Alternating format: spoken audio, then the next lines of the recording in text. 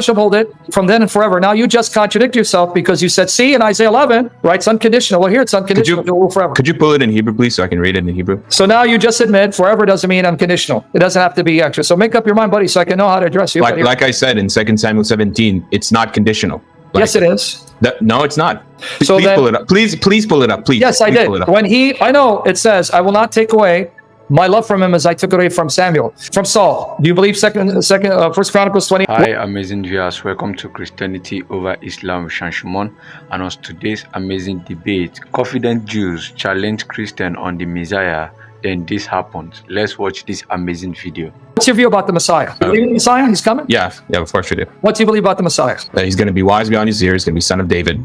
He's going to be... What does it say he's going to be a son of David? Isaiah 12, I believe. Or no, it's Isaiah 11. But I'll give you $1 million to show me it says Messiah. Oh, no. You mean literally the name Messiah? Yeah, I want to know because you rabbis, or not you rabbis, you Jews have selectively decided which prophecies are messianic, which are not, in order to show that Jesus is not the Messiah. So I'm not going to play your game. This is what you're referring to, Isaiah 11, not 12. Yeah. Then a shoot will spring forth from the stem of Jesse. I'll give you $1 million and we'll all convert to your religion. Show me where this says this is about Messiah, the son of David. Because of the stem of Jesse, sorry. So was Hezekiah from the stump of Jesse? Yes. Was Josiah from the stump of Jesse? Yes. Was Solomon? Yes. Okay, now prove to me that this is Messiah, not one of these kings that came.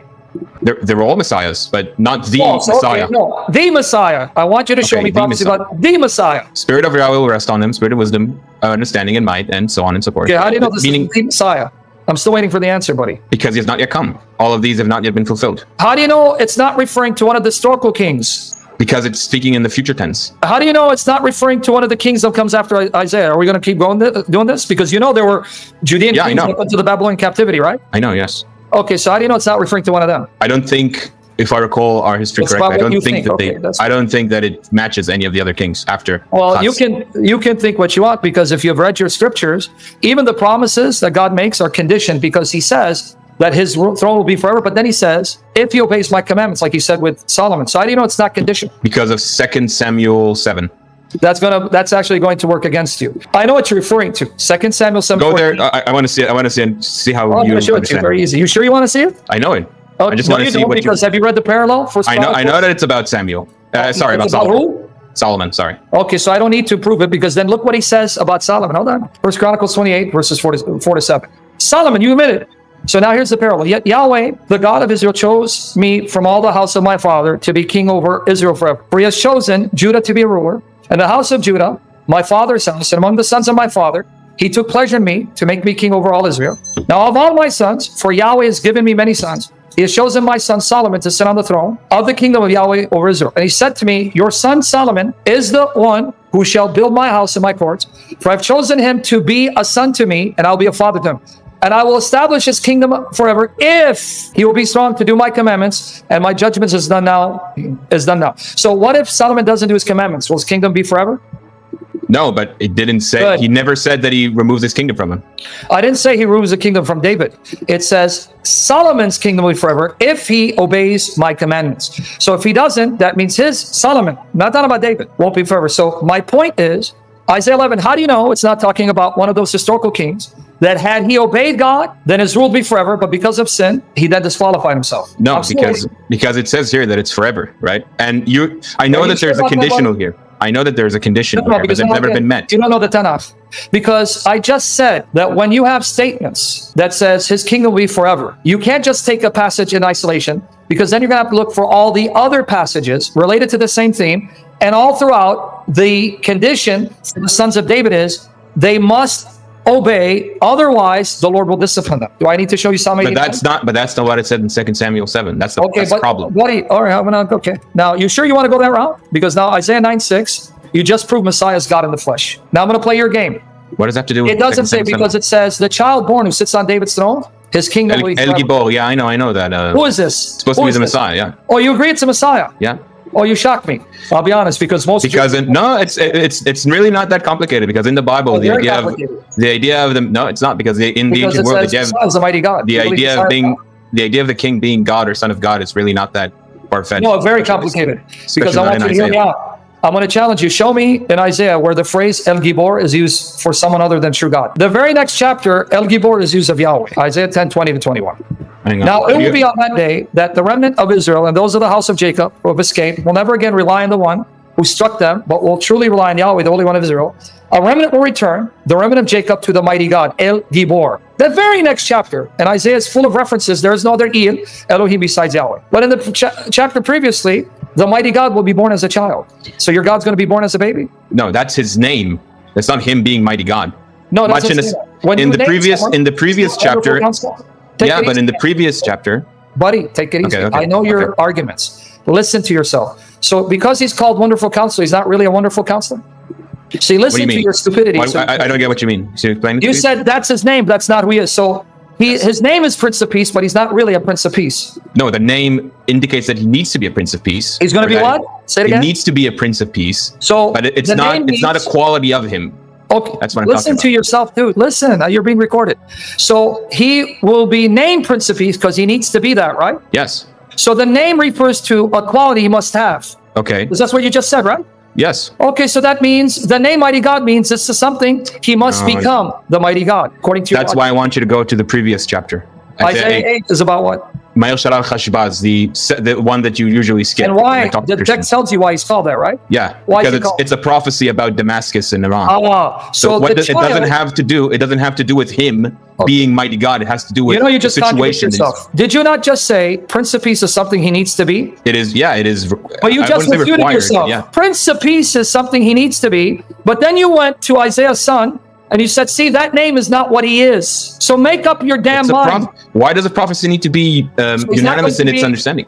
A Prince of Peace. Just say he's not going to be a Prince of Peace. I don't understand. Why is it so complicated? It's really simple. No, you made it complicated. You're burying yourself. Okay, I'm sorry. So please explain to me. Is the child actually a ruler of peace? Will he rule in peace? Yes or no? It's a prophecy of what he's supposed to be. Okay, so he will be that, right? Not necessarily. But wait, I'm going to bury you because it says his kingdom will be forever. So now you're saying it's conditional. To establish and uphold with justice and right here on the throne of David's kingdom, to establish and hold it from then and forever. Now you just contradict yourself because you said, see, in Isaiah 11, right, it's unconditional. Well, here it's unconditional. It will forever. Could you pull it in Hebrew, please, so I can read it in Hebrew? So now you just admit forever doesn't mean unconditional. It doesn't have to be extra. So make up your mind, buddy, so I can know how to address you. Like I said in 2 Samuel 17, it's not conditional. Yes, it is. No, it's not. So please pull it up. Please pull it up. Please. Yes, I did. I know it says, I will not take away my love from him as I took it away from Saul. Do you believe First Chronicles 28 or what do you mean? What do you mean? Do I believe? I just read to you that in verse 7 of First Chronicles 28:7 that his king will forever if he obeys my commandments. So you're saying Chronicles now contradicts 2 Samuel? Yeah, I know what you mean. Okay, so stop playing games with me. I know what 2 Samuel 7, but I don't pit scripture against scripture. I'm being more charitable to your Old Testament. I believe that passage explains this passage, that Solomon's kingdom will only be forever if he obeys.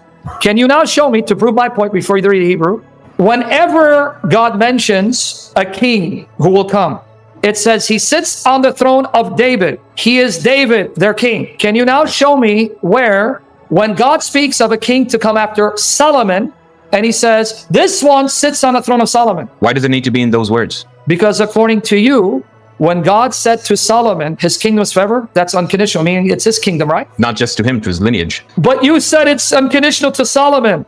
No, the dynasty is unconditional, not the kingdom itself.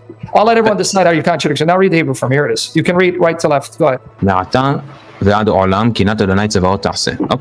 dance around. Hold on. Tap dance around because this is the yes. No, it is forever. Okay. So can we stop the nonsense and coming back? Okay, never mind. I'll concede this argument. Okay. It is forever. No. Don't concede that because you're going to do a tap dance. So now this is an unconditional promise. He will reign forever. Is that what you're saying? His dynasty, yes. So guys noticed he said yes because I don't want to on the throne of David, yes. And that means he will then actually become the Prince of Peace? No.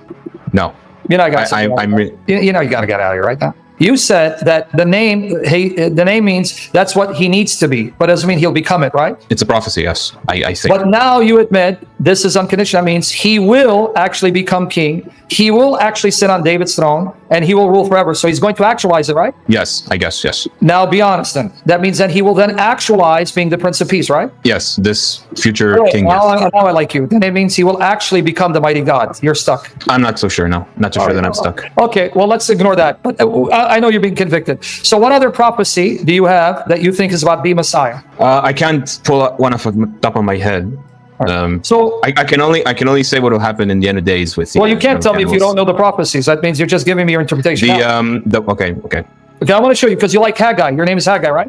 Haggai, yes. Okay, let's go here. Now I want to see. I want you to explain to me. The first temple of Solomon, Shlomo, the cloud appeared, fire came out of the cloud and consumed the sacrifices, and Solomon and the priest saw it, right? Yes. Fire. Okay, so you know that, right? Yeah. And not only that, but in the temple, you would have the mercy seat, the Ark of the Covenant. You would have the golden jar of manna. You had Aaron's rod, and you had the tablets of stone behind the most holy place, right? Yes. In the second temple, did the pillar of cloud appear? No. Did they have the rod and the tablets of stone? No, there's a midrash about the word there that talks about. So they didn't have it, right? I believe you. No, they didn't have it. They didn't have it. Okay, now since your name is Haggai, can you explain to me how the glory of the second temple will be glory than the first? Here it is, Haggai 6, chapter 2, verse 6 to 9.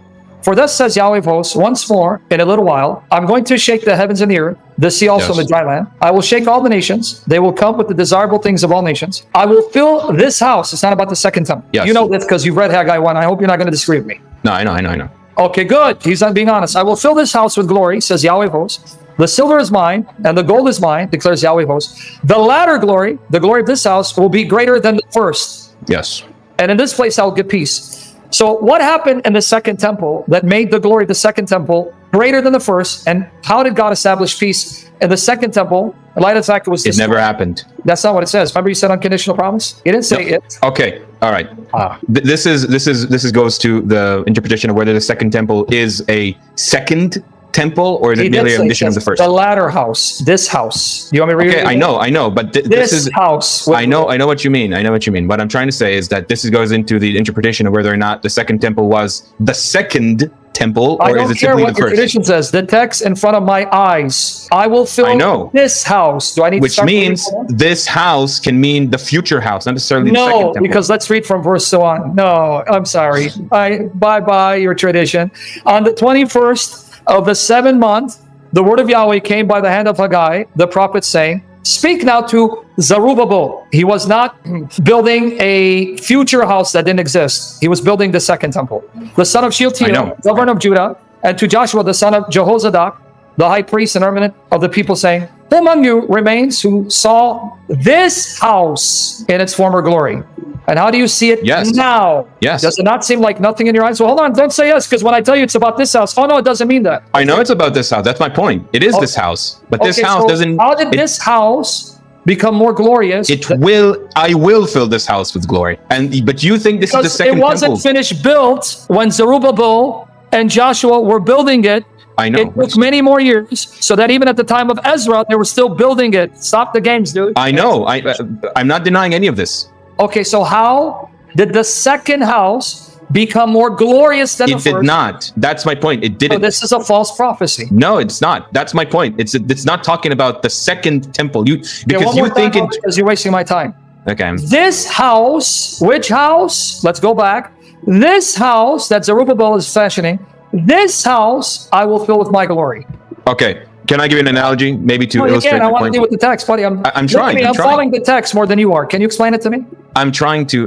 You know what? No, you're not. You're telling me it doesn't have to mean this house. I'm going to pull it up in Hebrew. Maybe it's more clear there. You want me to show you the Hebrew? You can read the Hebrew. It's not going to make your case. I think it will. Okay, let's see how it's going to make your case.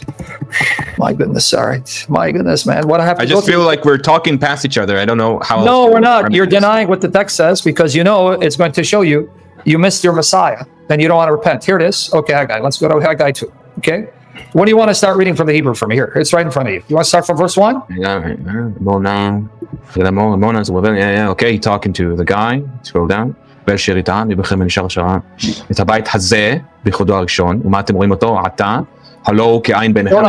it say here?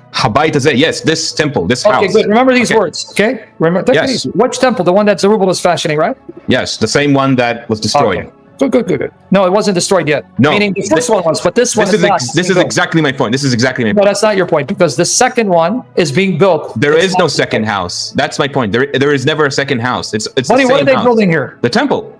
And when he says, right here, so you're playing games with the text, but you have to act like a Muslim with your own Bible. That's okay. They have to pervert the text. Watch here now. Okay, a little while, and I will shake heaven and earth and the sea.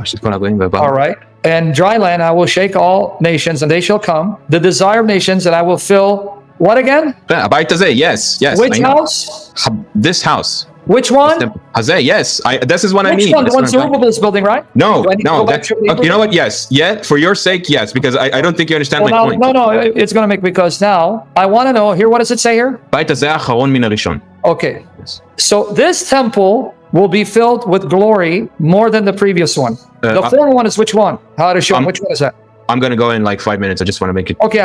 Which one is this? The former one. Harishon was the first temple. Say it again. The first temple. Okay. So when it says ha bayat hazah, the same word used all throughout. I hope I don't have to give it. Ha bayat hazah, and then we go back here. Let's see. Hold on. Let's see. Let's go here, because I don't want you to do the tap dance. But please, friend, please. I know what you mean. I know what you're talking. Okay. So can we now stop the game? Ha bayat hazah is the temple that Zerubbabel and Joshua are building, right? All right. I think I can explain this. It says, can you scroll down to the word next to, scroll down, please? Yes. Which one? Verse 9? Abayit hazeh. Okay. Ha'acharon min harishon. So yes. Ha'acharon here can also refer to the prophecy in Isaiah, which speaks that he is the first and the last. Ani harishon v'ani ha'acharon.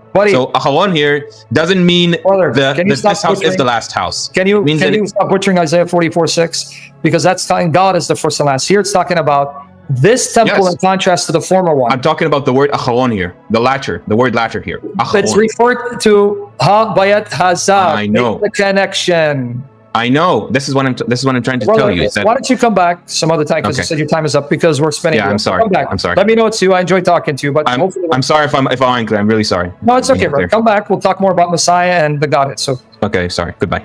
I'm not a Christian. I'm not going to let Jesus bail you out. Justify for me God commanding, because even Netanyahu, he even appealed to 1 Samuel 15, Amalek. Oh, Amalek, yeah, I know. Yeah, he appealed. He likened the Palestinians to Amalek. Justify for me the morality of wiping out everything that breathes, even infants and animals who have done you no harm. Go ahead. Oh, you're referring to the law that when we conquer Canaan, we're supposed to wipe out. Not only that, in 1 Samuel 15, this is what, Hebrew, right? King Saul, yeah, I know that. When Netanyahu tried to justify bombing over 30,000 people, including children, he likened them to Amalek, right?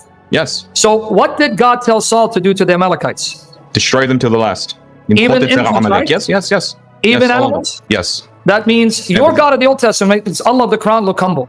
Justify that for me. Jesus is not going to bail you out. You're not going to use my Jesus to bail you out. Because if you follow, in the case, I'm going to use the biblical case, and then I'm going to... You can't use Jesus, so don't use him. No. I don't believe in Jesus. I'm going to use the biblical case. The biblical case is to say that they were not only were they were pagans, I mean, at the time... Infants? That begs Okay, that's exactly my point. Animals Animals are pagans too. They were worshiping gods and the animals. Yeah, it's called Milchemet Choma. The idea is to animals take worship everything. You see the genius? I want people to laugh at you. The animals are pagans because they worship gods and goddesses. So is that what you're saying? The point is to remove everything that they own. Why?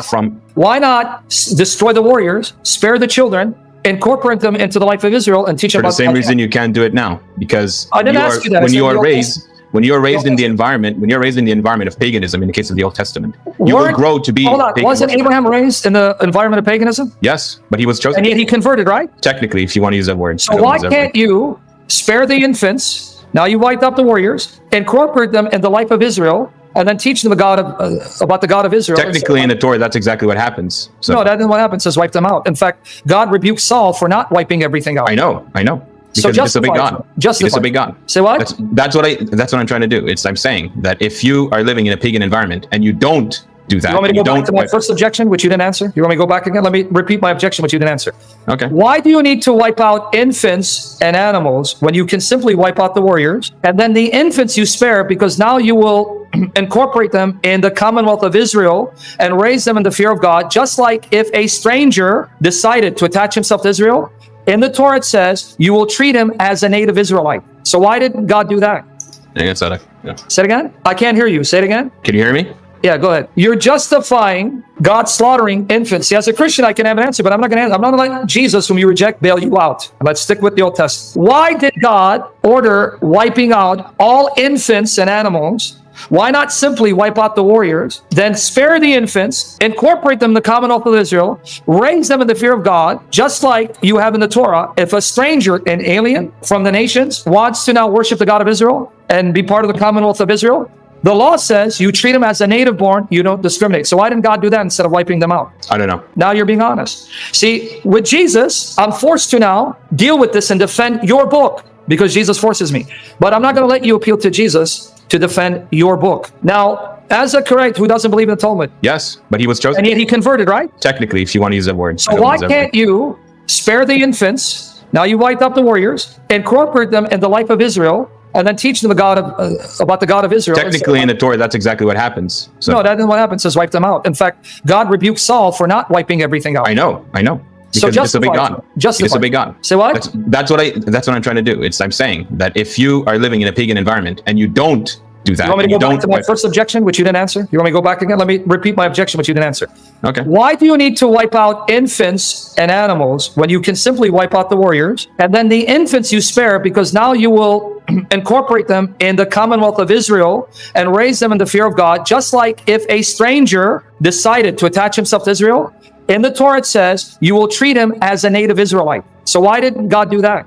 Yeah. Say it again? I can't hear you. Say it again? Can you hear me? Yeah, go ahead. Yeah, Can you repeat the question? Excuse me, can you repeat the question? Again, this guy's going to wear me out. Okay. Sorry. You're justifying God slaughtering infants. See, as a Christian, I can have an answer, but I'm not going to answer. I'm not going to let Jesus, whom you reject, bail you out. Let's stick with the Old Testament. Why did God order wiping out all infants and animals? Why not simply wipe out the warriors, then spare the infants, incorporate them in the commonwealth of Israel, raise them in the fear of God, just like you have in the Torah? If a stranger, an alien from the nations, wants to now worship the God of Israel and be part of the commonwealth of Israel, the law says you treat them as a native born, you don't discriminate. So why didn't God do that instead of wiping them out? I don't know. Now you're being honest. See, with Jesus, I'm forced to now deal with this and defend your book because Jesus forces me. But I'm not going to let you appeal to Jesus to defend your. Welcome back. Hope you've learned from this amazing video. Please do it to like, subscribe, hit the notification button so that each time we drop our amazing videos you'll be notified, and do it to write in the comment section whatever thing you've learned from this amazing video. And please share these videos to your loved ones. As you can see in this video, Shamoun asked these Jewish guys and said to him that, what do you think about the Messiah, or do you believe in the Messiah coming? He said yes, he believed in the Messiah coming. But Sam asked him, do you believe that Jesus Christ is the Messiah?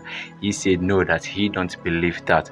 Then immediately Shamoun began to show him proof from the book of Isaiah chapter 9, where Shamoun told him that God said that his throne will be reigned forever and ever. And this was speaking about David, where God told David that his kingdom will be established in him. But with Solomon, everything will start. That's where Solomon will be the one to build his temple. So at this particular point, then this guy came up with a point and said, no, that means God was actually talking to a being, not himself coming back in a person.